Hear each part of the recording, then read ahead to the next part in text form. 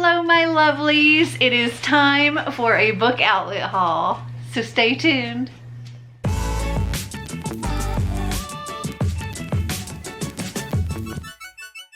So as you know, I can't go on to Book Outlet without ordering something.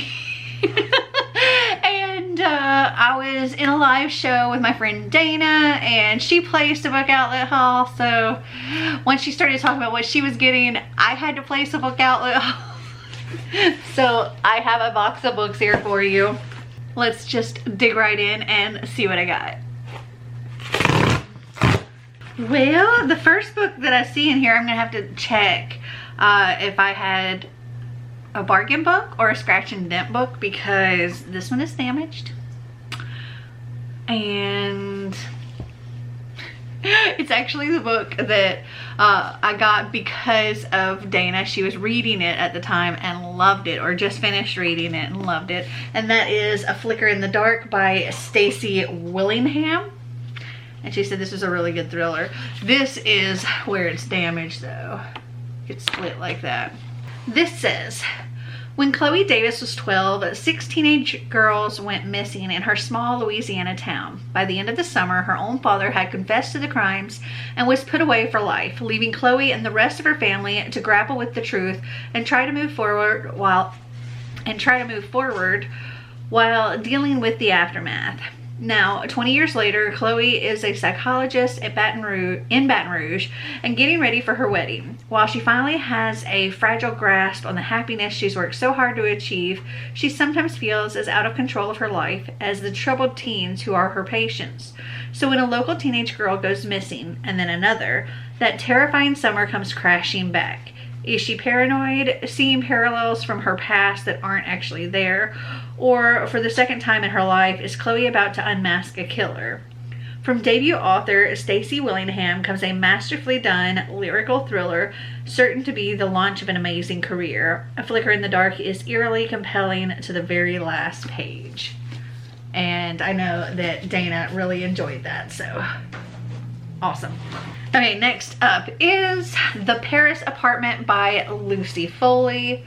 This is the author of The Guest List as well. This says, from the New York Times bestselling author of The Guest List comes a new locked room mystery set in a Paris apartment building in which every resident has something to hide. Jess needs a fresh start. She's broken alone and she's just left her job under less than ideal circumstances. Her half-brother Ben didn't sound thrilled when she asked if she could crash with him for a bit, but he didn't say no, and surely everything will look better from Paris. Only when she shows up to find a very nice apartment. Could Ben really have afforded this? He's not there. The longer Ben stays missing, the more Jess starts to dig into her brother's situation and the more questions she has. Ben's neighbors are an eclectic bunch and not particularly friendly. Jess may have come to Paris to escape her past, but it's starting to look like it's Ben's future that's in doubt. Everyone's a neighbor, everyone's a suspect, and everyone knows something they're not telling. Oh no, there's another one in here that's damaged. Ooh. It looks like this. I might be able to flatten that out though. I don't think they're ripped or anything, they're just crinkled up. Oh no, there is one that's torn. It's not torn bad though. Okay, that is 1,000 Ships by Natalie Haynes. This says, this is the women's war just as much as it is the men's. They have waited long enough for their turn. It was never the story of one woman or two. It was the story of all of them. In the middle of the night, a woman wakes to find her beloved city engulfed in flames.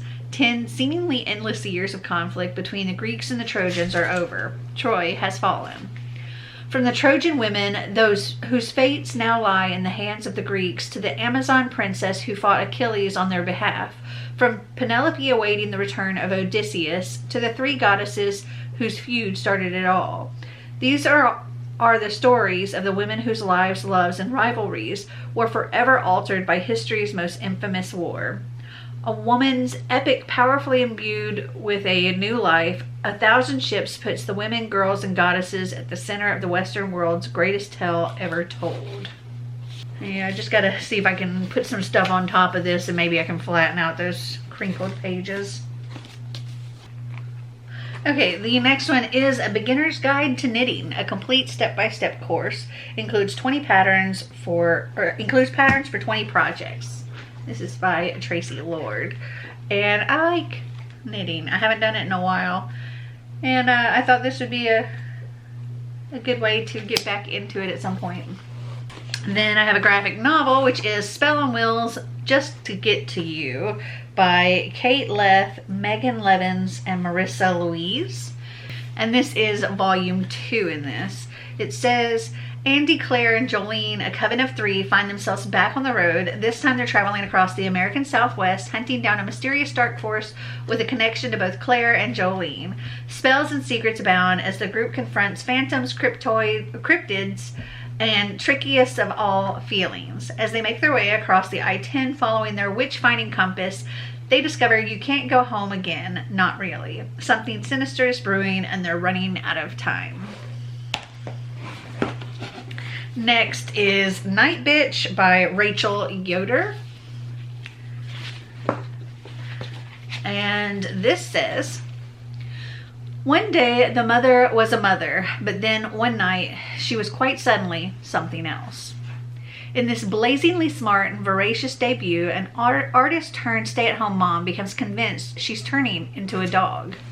An ambitious mother puts her career on hold to stay at home with her newborn son, but the experience does not match her imagination. 2 years later, she steps into the bathroom for a break from her toddler's demands, only to discover a dense patch of hair on the back of her neck.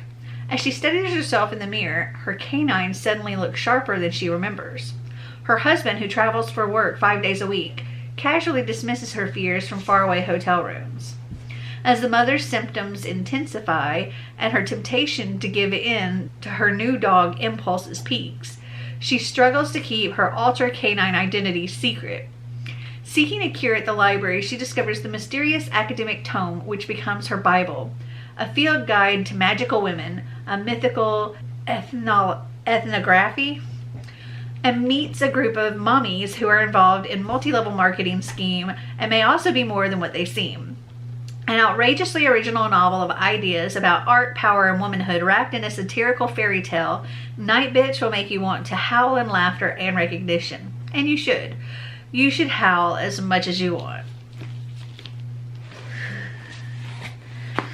Next up is 100 Drives, 5,000 Ideas. Where to go, when to go, what to see, and what to do. And this is a National Geographic book. And I think this is very cool. And I want to see all the things and do all the things. And this seems like a great way to give me ideas. Next is A Beginner's Guide to Sewing by Hand and Machine, a complete step-by-step course. Includes 9 full-size pull-out patterns.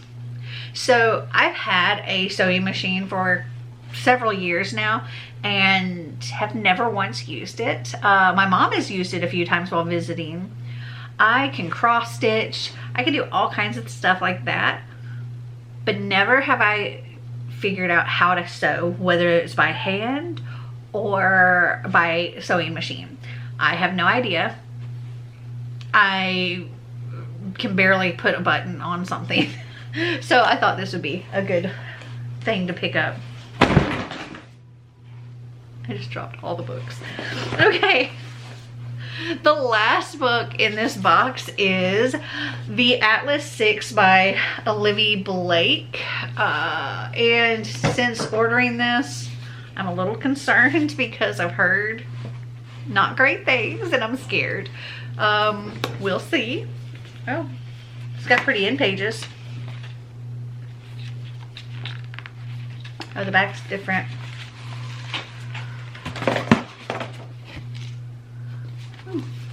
That's what the front looks like.